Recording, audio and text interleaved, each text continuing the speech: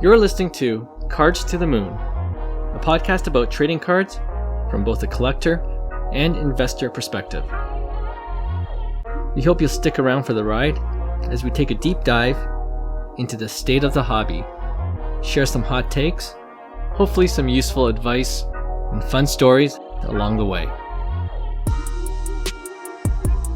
Hey guys, welcome back to Cards to the Moon. My name is Clark from 5 Card Guys on Instagram and 5cardguys.com. Co-hosting with me as usual is Hyung of Integrity Sports Cards.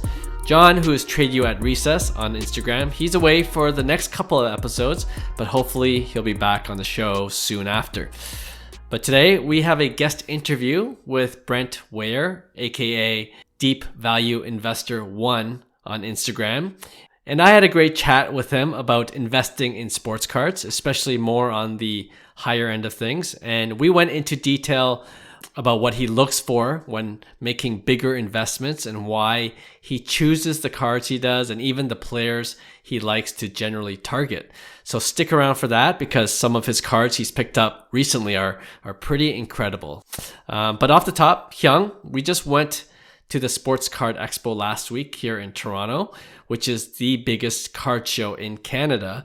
So I thought we could discuss our experience this time around and share some of your pickups and trades because I came out empty-handed. So we'll just talk about the deals that you made. So yeah, like for me, I wasn't there for the whole show. So I kind of had a mission. Like I said, Ohtani autos were on the top of the list, but Once I got there, I kind of did the, the lap around and I was like, oh boy. Kind of like exactly what we talked about. A lot of hockey, not, a lot of baseball and kind of like what I'm looking for. But I went straight to, a guy, DC, he's well known in the hobby. And he had some monsters right off the bat. So my whole thing was, you know what, like I want to get in early with some people because I have some slabs that I want to kind of like, because you don't want to deal some slabs, do trades at the end because a lot of these dealers don't want the slabs. Right. So I have a lot of slabs. I'm trying to just, put it into something that, I don't mind long-term investment. That's always been my strategy. I love ripping. I love grading my own cards, and sometimes I do well with profits. So These are areas where I don't want to cash out necessarily. And, I could simply put them on eBay, but I could also use them as trade bait to kind of like make a deal that on a card that maybe I'm interested in. And sure enough, I seen a blue 2016 Bowman Chrome Vladdy first, and True Blue Auto, which you don't see too often come by, in any booths because, 2016, you're part of kind of like coming back to the hobby. Vladdy was always a big chase. He was always the overpriced guy, not Acuna, not Soto, not Tatis. It was Vladdy. So I kind of gave up on that like Vladdy first Bowman Chrome.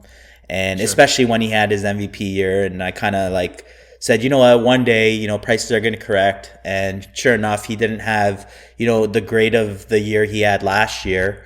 And I thought it was a great buying opportunity where I could kind of, put some, slabs that I've graded myself with some profit back into kind of like a bigger card. So I ended up landing a blue Bowman First Chrome of Vladdy PSA 9, which I'm very happy about. And then I also made a deal with our buddy John at Mint Inc. I know you've been trying to get him on the show and the podcast. Yeah. He's an important guy. He grew his business, Mint Inc. It's a local card show here in Vaughan in Toronto area, and he's done a really good job with his brand and his store. But I seen another Vladdy.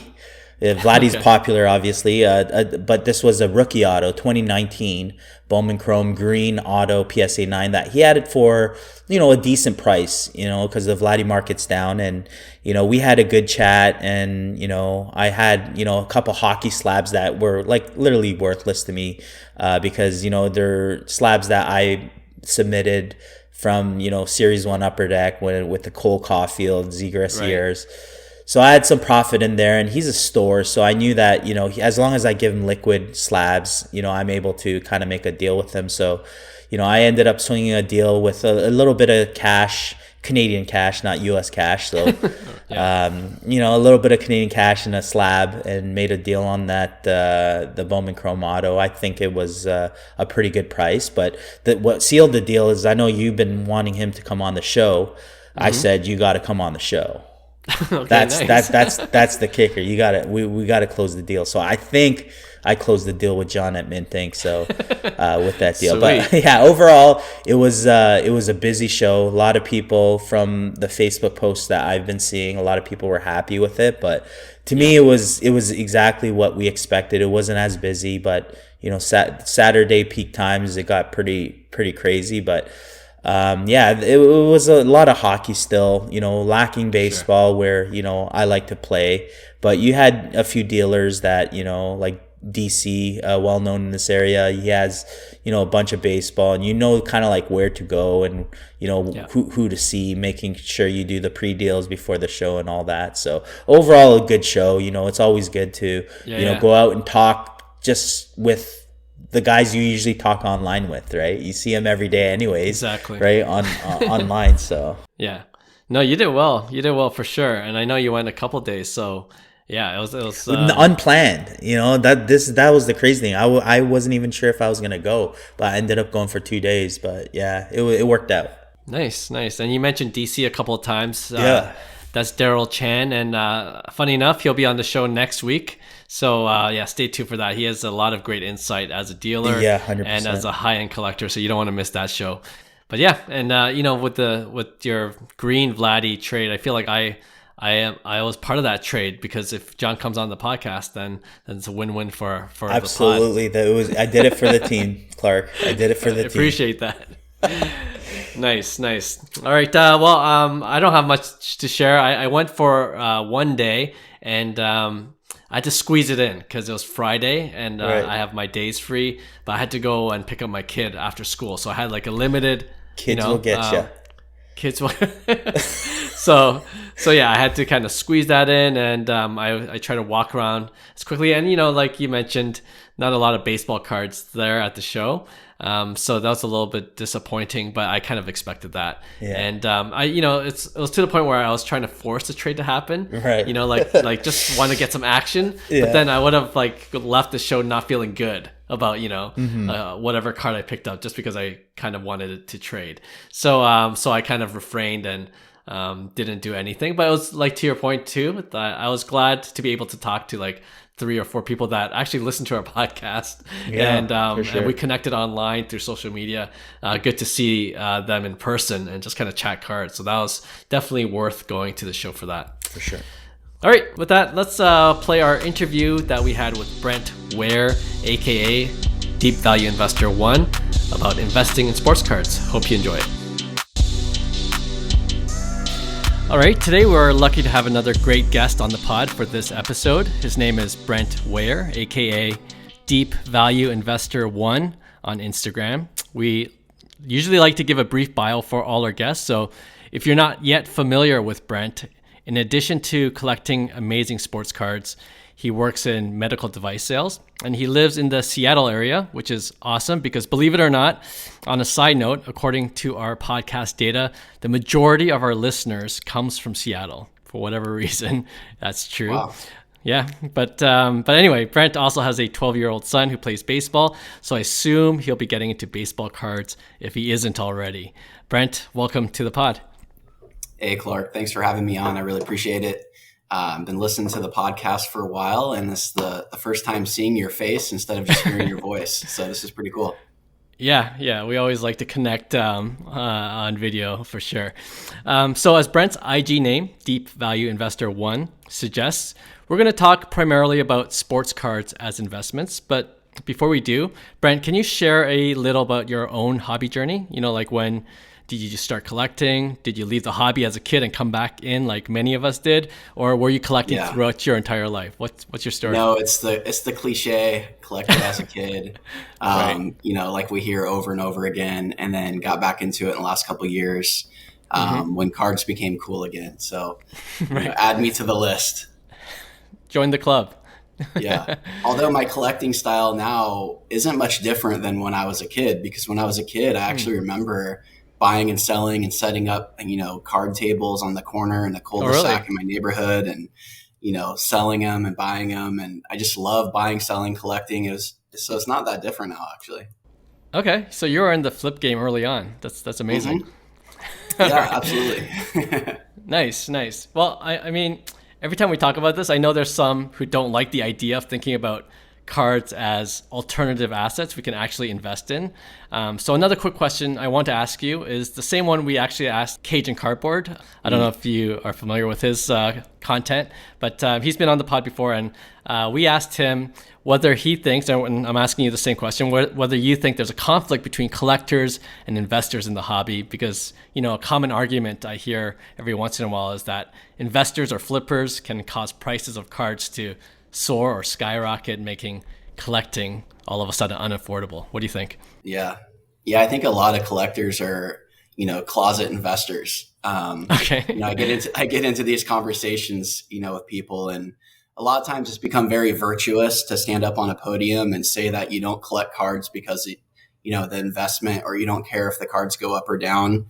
Yet you only collect cards that are the most scarce cards that everybody else wants, that are numbered to 10 and that are gold and shiny, while at the same time saying you don't care if your cards go up or down. So it's pretty funny. There seems to be this kind of, need to have an identity around whether you're a collector or investor or flipper. And instead of just looking at it like, sometimes you can put on different hats and wear different identities. Sometimes you can be an investor. Sometimes you can be just a collector. I notice a lot of times people will say, they'll have $5,000 and $10,000 cards listed for sale. And then they'll be like, but nobody touched my PC of, Kenny Anderson on the Blazers.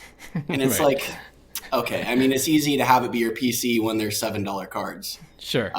So I notice a lot of that going on, and I like to have fun with it.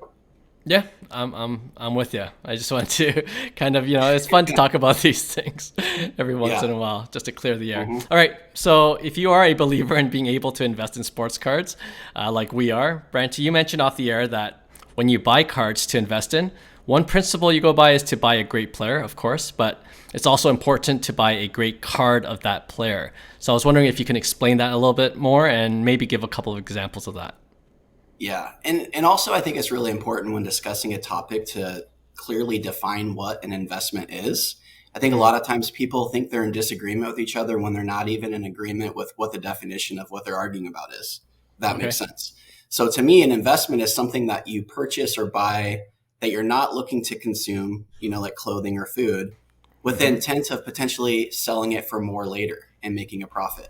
Right. Whether you actually do sell it for more later and make a profit or lose 90% doesn't change the fact that it was still an investment. Sure.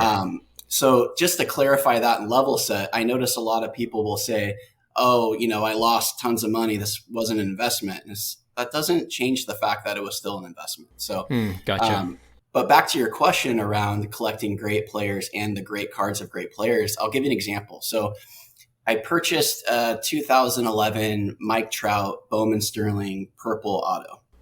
Okay. And I don't typically purchase Bowman Sterling cards, and this card had a sticker auto, and I never purchased sticker auto cards. Don't like either of them. I'm not a Bowman Sterling collector. And then so here I have this expensive Mike Trout that's a Bowman Sterling with a sticker auto. I'm like, why did I buy this? I didn't like it. Even if it was Mike Trout, I didn't like it. And so it just kind of led me down to this, looking at cards too, and knowing you can have the right player, but the wrong card. And I see this all the time. I see it in my feed all the time. People buying great players, but not great cards of great players. I would rather have fewer and fewer cards, but have greater cards of the greatest players. So for example, Mike Trout, from that same year, Finest has an on-card auto, much better card. But to even step it up from there, the first Bowman auto is what you really want. And then to step it up from there, you probably want, our blue or gold or higher of that. So those are his best cards. So I found myself noticing, another example would be I bought a 2003 Topps Chrome LeBron James, a while back when I was first getting back into collecting. Base card, 9.5, spent thousands of dollars on it. I Mm-hmm. had this thought too of, if I would not buy this card of any other player, why am I buying it of him? So I Okay. wouldn't buy a 2003 Topps Chrome of anybody else that's a base card. But yet here I was buying a LeBron James. So I don't know if that answers your question, but that's kind of, I think people should focus a little bit more on, is this one of the great cards of this great player? Right. Versus just, is this a Mike Trout card? I need to buy it. Or is this a LeBron James? I should buy it. Yeah, no, I get it. I guess just to clarify even further then, like what would you consider a great card? Is it as specific as on-card autos versus sticker autos? What kind of other factors are involved? Man, you're using my own questions against me. That's great, because you want to clarify what we're even discussing now. So for me, I was collecting. I'll talk about how I got into first Bowman autos, because I was collecting, basketball, football, baseball, LeBron James. Mm-hmm. And then I started, I listened to a lot of content, and I try to listen to wisdom from other people that have been here a lot longer than me. And a specific podcast had a guest on talking about top 100 cards of players and what it takes to become a top 100 card. And I started looking at my collection and say that 2003 Topps Chrome LeBron James wasn't even a top 10,000 card of LeBron James, and it was $5,000. So that led me down to, where can I get a top 100 card of a player, and what is a top 100 card? So you start looking at a first Bowman auto, say a gold out of 50. I mean, it takes something like that to be a top 100 card, because, you have an orange to 25, you have a red to 5, you have a superfractor, and then also you have probably a finest superfractor, Topps Chrome superfractor. So you get my point. What it takes to get to a truly top 100 card is more than you realize. And I had a lot of cards of guys that weren't even top 10,000 cards. So I really wanted to focus more on top 100 cards of players, and just the greatest cards of those players. So, it's easy to use first Bowman Chrome.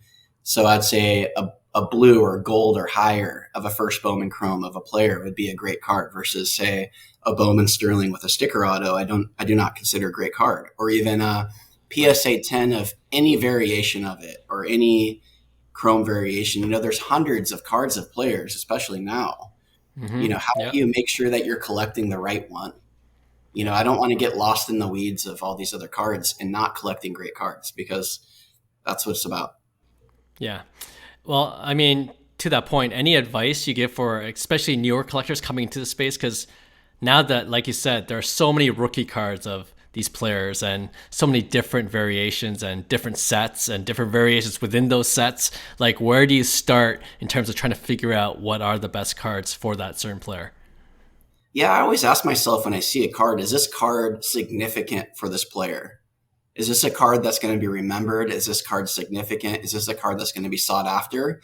And what is the historical significance of this brand or card or variation? And so again, I love first Bowman autos, because I can just start there, and I know that that's going to be most likely their most significant card, and I know which refractors I want of that card, and I can go from there. So I can go from gold or blue or whatever you can afford at the time, and you can kind of work your way up. That's another thing that I focus more on the scarcity and rarity of the card versus the grade. So for example, I had a 2010 Bowman Chrome first of Machado, blue, PSA 10, right? I sold that and bought a BGS 9.5 gold Machado refractor for the same price. So I sold a blue PSA 10 and bought a BGS 9.5 gold for the same price. Right. So for me, I would much rather have the gold and continuously work on ways to get a more scarce card than a grade. That's another piece of advice that I have. And that's just what I like to do. I think about it, for example, with grading is, imagine if you and I were 12 again, right? And we're opening up wax and we're opening up 2010 Bowman Chrome, and we both pull Machados. You pull a blue and I pull a gold. And you try to tell me under a magnifying glass that your corners are better than my corners of my gold, and you want to trade. I would look at you like you're crazy, but yet that's what's going on in the market. Or you could do the same example with, a Mike Trout first Bowman X-Fractor that just sold. that was a pristine BGS black label. It sold for 4 or 5x what his blue to 150 sells for.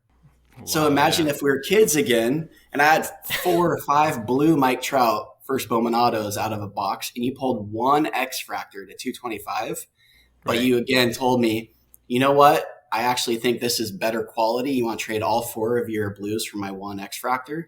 Like, I don't know if people realize they're doing this. I love grading and I think it's really important, but there's that equilibrium where grading is only as important as the next tier of refractor that there's available.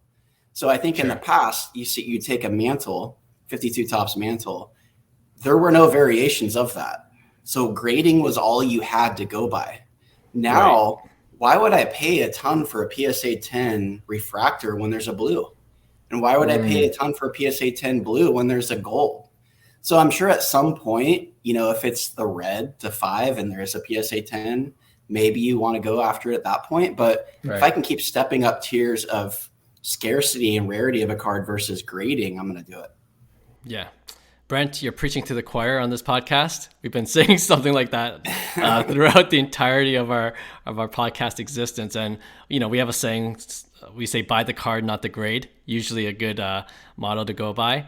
And another thing we always say is when it comes to grading, especially, it's one of those things that just falls under hobby logic. It just doesn't make sense anywhere else except in the hobby for whatever reason, right? So having said that, you know, being a very critical about the whole state of grading, and we agree too, like we think grading is necessary.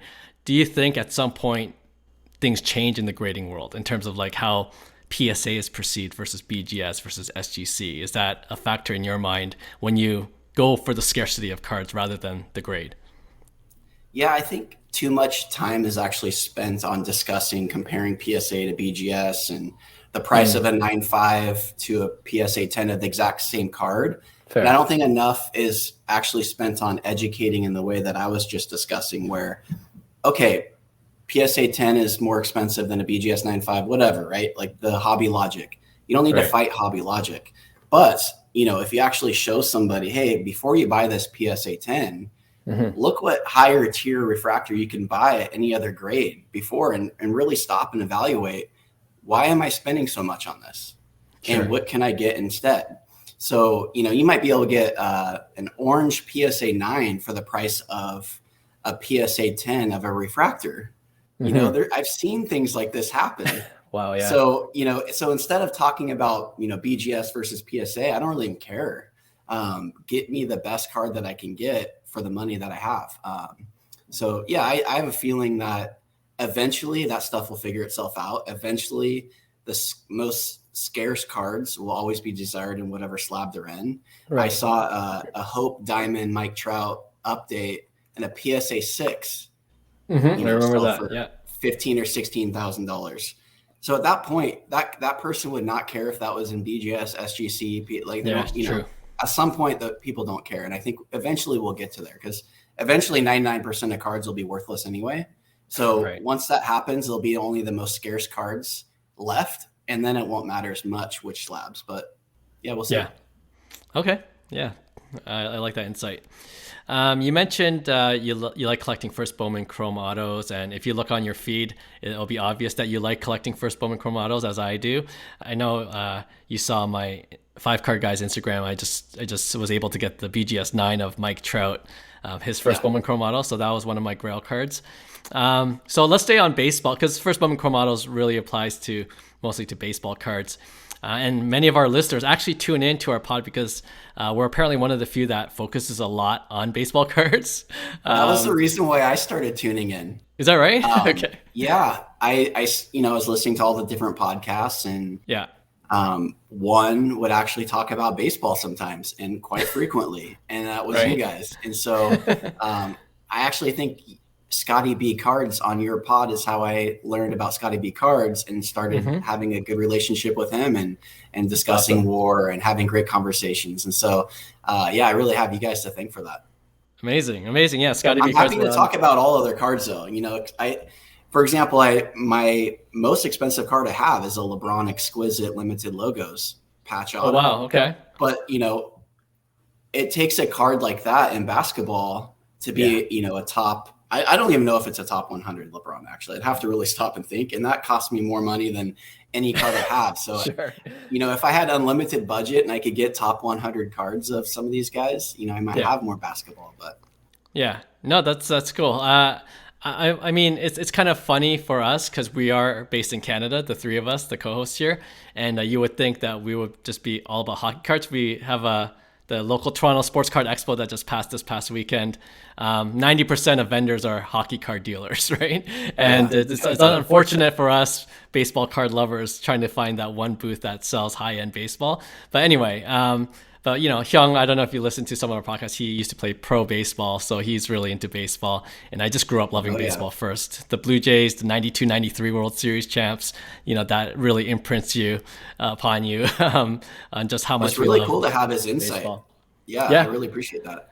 No, and don't get me wrong, it's least playoffs right now, so it's hockey fever right in the city as well. But to your point, we like collecting other sports cards. Actually, I got into basketball because of basketball cards, like just getting into the hobby. So it's interesting how we start collecting other sports too. But we are definitely more comfortable talking about baseball cards. So you brought up Scotty B Cards. We had him on the podcast a couple of times now, and I know he does a lot of very informative videos about war and just using the war stat. So I want to get your insight in that stat in particular, the war stat. And I believe you mentioned like you use that stat in particular, probably other things as well, but to kind of form boundaries on what cards to collect. Is that right? Yeah, absolutely. I posted just a short video around. It's really important to create boundaries around anything you're doing in life and have some sort of roadmap or guidelines around it. And so collecting is no different.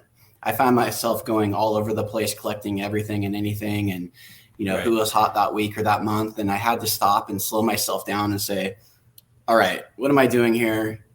Who am I really going to collect? Who am I going to really care about? How do I get rid of the noise? And in baseball, war, I found very important. People will say war doesn't matter. And then you pull up the all-time list of war leaders, and it's names like Hank Aaron, Willie Mays, Barry Bonds, Babe Ruth, So I don't know how you can say it doesn't matter, but it doesn't matter in a silo by itself. I could agree with that sometimes. So I look at war as kind of a guiding post and a starting point, and then I go from there. So I quickly started looking at active players, for example, and saw, okay, there's only 3 players with 50 WAR by 30. And that started really, I was looking for ways, okay, how can I filter this down and see who the outliers are? And that was Trout, that was Mookie Betts, and that was Manny Machado. Okay, so we got 3 players that have 50 WAR by 30. So I started diving deeper into their cards and looking at where the opportunities were there. And could I get a top card of one of those players? And what would that look like?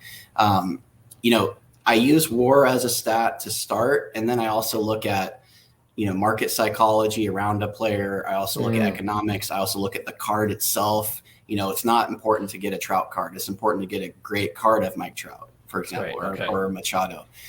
So I like it because it really helps narrow your focus down. And so you're not chasing who had, 6 home runs in the last 2 weeks. You can actually, I'll see this all the time. The guy gets hot. I pull him up, they're 27 with 6 WAR. And I just quickly see right away, okay, well, while there may be a short-term opportunity to take advantage of some hype around their card, that's not really somebody I'm looking to collect long-term. Right. I want somebody that's on more of a path of, say, a Carlos Correa or a Lindor. Some of the younger guys I like for WAR would be Acuna, it'd be Devers, it'd be Soto. So, that's more of how I can filter that out. Even a Luis Robert, I got caught up in some of that last year, and then now I'm looking and, he's 25 with, I don't even remember now, less than 10 WAR, 26 now. And even if he has a great season, he's already fallen way behind. Okay. Well, I'm glad you mentioned that part because I was getting almost FOMO again going to try to get back into Luis Robert. So thanks for that good reminder of not FOMOing in on Robert. We joke, a lot of us got burned by Lou Bob. So, well, talking about baseball players, I know you collect Paul Goldschmidt, Nolan Arenado, Buster Posey. And these guys are, they're projected to be Hall of Famers if they continue to just, well, at least for Arenado and Goldschmidt, who's still playing, if they continue to produce the way they are. And you look at the rookie card values, and they seem so cheap, or at least of great value, right? Compared to what card prices of current top prospects are going for. So my question is, like, how confident are you, would you say, in banking that more collectors at some point will realize how good these players are, and subsequently the value of their cards will increase accordingly? And I ask because, again, on this pod, we've done a couple of segments on this show where we've listed some amazing players who just absolutely get no hobby love for whatever reason, and wonder if they ever will. For example, I would argue Goldschmidt and Arenado might fall into that camp. Do you think that's something to worry about when investing in those kind of players? Well, I think it's especially important that you make sure, I collect those players, but I only collect their most rare, scarce cards. So if it's a Paul Goldschmidt, I'm not collecting a first Bowman auto, base, or refractor. Probably not even a blue. It's going to have to be a gold, an orange, or red, and really filter it down, because he's a guy that's been around for a long time. His collector base isn't huge. And because of the values that are there, there's a great opportunity to get one of his very top cards. And our only precedence we have on first Bowman autos for Hall of Famers so far is Pujols. Sure. You can see it, a 9.5 refractor of Pujols is around $40,000, and this number to 500. So if he had a gold, if he had a red, if he had an orange, what would those go for? It remains to be seen how the market values these guys over time. But I'd say Pujols is my guideline right now. That's kind of who I'm watching to see. Not that Goldschmidt is Pujols, but if I have a gold or a red of Goldschmidt versus a numbered to 500 Pujols, where does that end up? So I'm looking at that. But we have seen some recent evidence that's trending in the right way. I'll say that any Arenado, Machado, Posey that I have has only been going from the bottom left to the upper right, very slowly, just kind of slowly going up and up and up and up and up. If you look at Posey, a PSA 9 red of Posey just sold for $45,000. A PSA 9 red of Arenado just sold for $35,000. I was able to pick up a Manny Machado red to 5. So these are the rarest of their cards, and they are slowly going up. Because if you look at an analysis, I can get a gold to 50 Paul Goldschmidt, really beautiful card, or I can get a Juan Soto to 500 refractor. Right. Juan's just not that. I'm sorry, but that Juan Soto just is not going to be an important card, even if he becomes great. Any card numbered to 500, when there's a numbered to 150 blue and a gold to 50 and an orange, you can see where it starts easily becoming not even a top 500 card of his. Right. So at least I have a historical significance in a Goldschmidt or an Arenado or a Posey. But I think that there's this little air gap. There's just this pocket of players that people don't realize. There's a lot of clickbait around. Here's the most expensive Jalen Hurts card compared to, say, the most expensive Dan Marino card. And they're hard to relate to because they're different cards from different eras. What's cool about these cards is here's a Mauer refractor auto. Joe Mauer, First Bowman Chrome, right? It's the same card. It's a first Bowman Chrome refractor auto on card. It's the same card that's out now, right? So I have a blue Buster Posey to 150. It's the same card. So we're actually able to say, okay, well, I can get these are the actual same cards, same scarcity, same rarity, from the same sets. And I don't think a lot of collectors that came in the last couple of years really understand that there is a Buster Posey first Bowman auto when they're looking at an Adley Rutschman first Bowman auto. There's already a guy that, went to 3 World Series, was the captain, led that team in WAR over that dynasty. Buster Posey led the team at WAR. And he's going to be a Hall of Famer because this peak WAR over 7 years was incredible for a catcher. You can get that card for less than an Adley Rutschman, and it's the same card, though. These aren't different cards. Right. So that got me excited because collecting an 81 Topps Joe Montana, it's not that exciting to me. There's 2,000 PSA 9s. It's just a paper card. But if I can collect a really cool X-Fractor Joe Mauer first Bowman auto, that excites me. That's cool. Yeah. Yeah, no, makes sense to me. I wonder if it falls into hobby logic again, though. I hope not, but just in terms of, what collectors generally like to collect even over time. And I don't know if you have any thoughts on this, but once players retire, unless you're a Jeter or you're one of the greats, I guess, do you think the value decreases because they're just out of the spotlight at that point? See, that's why I bring up Buster Posey, because I think he's a great example that we have right now of someone that's retired in the last couple of years. And I've been analyzing what's going on with his market. His market is really strong, and his cards are pretty scarce. Oh, interesting. You don't see a lot of Buster Posey coming on the market. Right.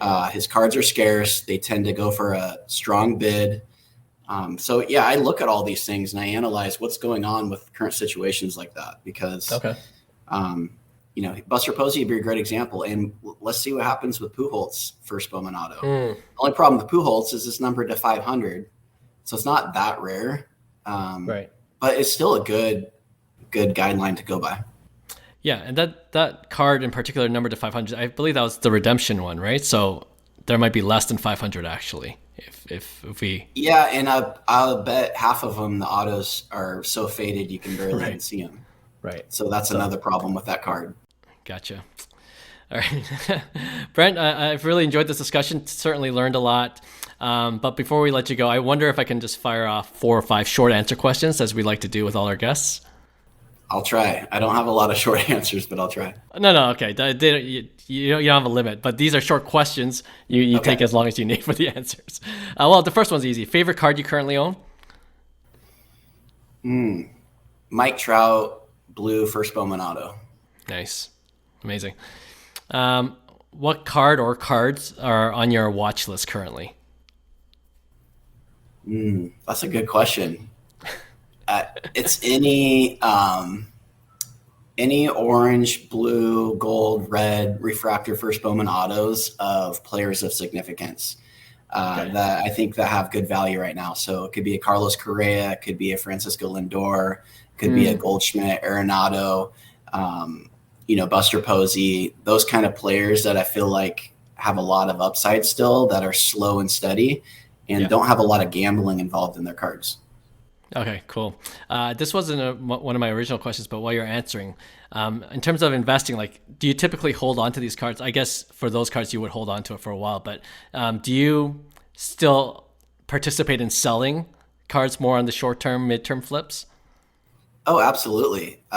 Sometimes future returns get pulled forward quicker than you expect. So I might buy a card for $2,000 with the expectations of holding it during the season and thinking the player is going to perform well, and maybe I can sell it for $3,000 or $4,000. And then 2 weeks later, someone comes along and says, "I'll give you $3,000 for it now." Okay. And so sometimes those expected returns come quick, and so I'll take the opportunity. Or if a player gets traded, or if there's a big event that happens, and I have cards of significance that I think is a good opportunity.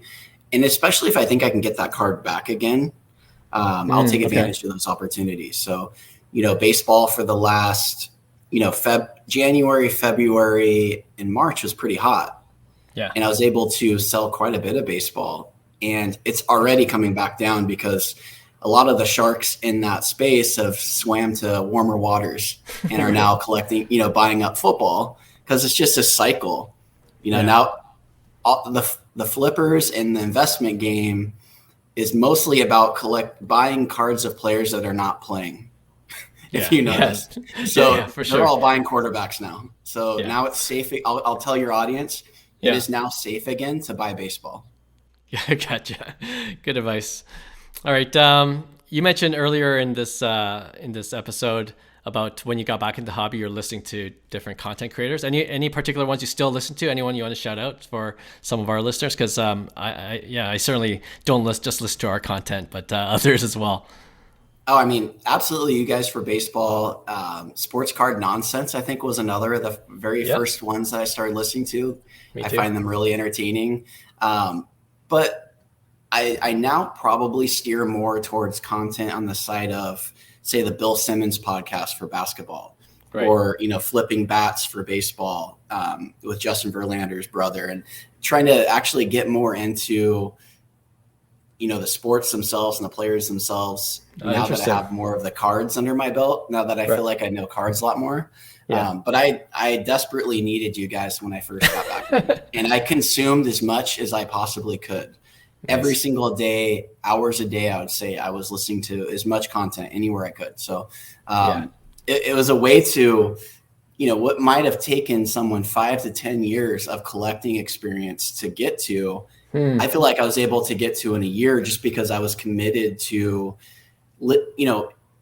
there's so many great podcasts at Jeremy Lee, Sports Card Live. Yeah. There's a crossover. There's so many people that have so much wisdom, and they bring on guests with so much wisdom that, you can spend an hour of your day listening to somebody, say from Heritage Auction, who used to be a professional grader, share his insights on something, and boom, that. Yeah. And you do that enough, man, and it adds up. So. Yeah. Nice. Very good advice. And I love this era of podcasting we're in, where you could just almost passively just consume that information. And I'm with you. Certainly we have a podcast, but certainly we're always learning ourselves. And that's why we listen to other people's perspective in the hobby. So it's always good. Yeah. Some of my favorite podcasts are about psychology, and it's amazing or economics. And it's amazing how I can use psychology in sports cards. I can use economics in sports cards. Like I posted a video around the Pareto distribution and how that works even in sports cards. And it's pretty astounding to look at, because with the Pareto distribution, you think of the 80-20 rule, but it's really more like 95-5 or even 99-1, as far as how the distribution of wealth, say, for example, in America, 5% of people own 95% of the wealth. So you can look at that, say, in art. So almost all art has no value. Maybe 1% of art holds all the value. Sure. Yeah. Sports cards are the same way. So when I started really realizing that and looking at, the Pareto distribution in sports cards, and started recognizing, wow, 99% of these cards, just based on economics, are going to become almost worth nothing. And I need to understand that when I'm collecting cards. Is this in the Pareto? Is this player in the Pareto? Is this one of the very few players that holds all the value? And then is this card of that player also in the Pareto? Gotcha. Is this card going to be important? These are things that people really need to consider, because you can get flooded with streams of cards for sale. And now I just scroll through them, and I'm like, none of these are important. Not one of these cards is significant. None of them are important. And even if they're great players, these aren't important cards to those great players. So it helps me really narrow down what I buy. That was a long answer. So no, I appreciate that insight, though, for sure. All right. I want you to rank these 3 juniors from the most likely you would invest in to the least likely. All right. So the 3 juniors I'm talking about: Ronald Acuna Jr., Fernando Tatis Jr., and Vladimir Guerrero Jr. That's a really good question, but I'll stick with where my money just most recently went, and it was with Vlad. So, Vlad currently is, selling for less than half of, say, Soto. And so I really like Vlad's blue. I like how it's a color match number to 150. And I also like his gold. So I actually just bought a blue and a gold of Vlad. So I think short term, he has a lot of upside. Long term, his body concerns me just from, seeing a lot of players like this over the years. But I think over the next few years, based on where his pricing is at right now and his ability and his power, I think I'd go with Vlad. Or I did go with Vlad. Okay. And the other 2 are kind of tied, or one over the other?